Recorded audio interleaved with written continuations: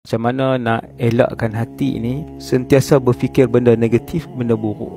Dalam Sahih Muslim, Nabi ada ajak satu doa berkaitan dengan cuci hati. Hadis sahih. Tuan-tuan pegang tangan di sini kan. Yang ni daripada saya lah.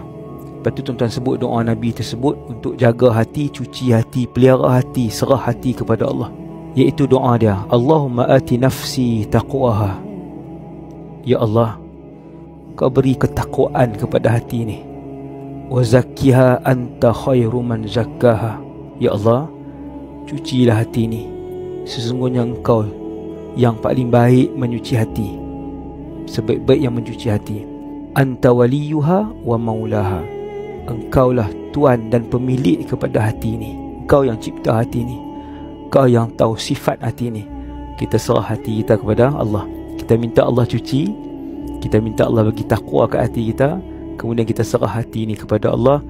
InsyaAllah hati yang penuh dengan ketakwaan dicuci oleh Allah itu akan sentiasa memikirkan perkara yang baik, positif untuk dunia dan akhirat kita. Walhamdulillahirabbil alamin.